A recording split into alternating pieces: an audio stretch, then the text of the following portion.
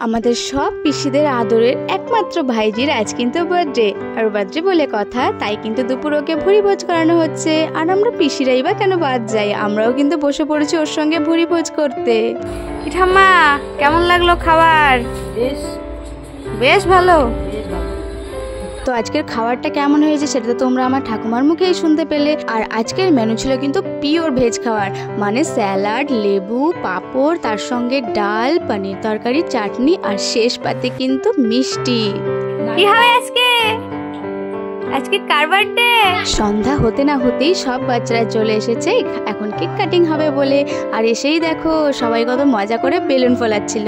আর তারপর আমি সুন্দর করে ঘরটাকে ডেকোরেট করে দিলাম। তো কেমন লাগছে সেটা কিন্তু তোমরা অবশ্যই কমেন্টে জানাবে। এবার শুরু হবে কেক কাটিং। তো এই যে ওর বার্থডে কেক, মিষ্টি আর এই লুচি পায়েস করা হয়েছিল।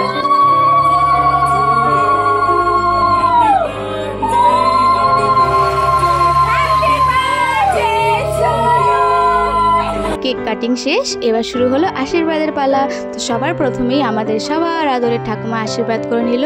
তারপরে এই যে পিসিদের পালা, এবার করে নিল ঠাম্মি, তারপর আমি, আমার বোন। আর সবার গিফট পেয়ে ও কত খুশি দেখতে পাচ্ছ। ও কিন্তু সবার কাছে আগেই আবদার করে দিয়েছিল যে কোন পিসির কাছে ওর কি চাই, তাই আজকে ওর ভীষণ মজা। আর বৌদি আর দিদি ভাই মিলে এখানে লুচি ভেজে নিচ্ছিল, তার সঙ্গে কেক, পায়েস, তরকারি, দারুণ খাওয়া হলো আজকে।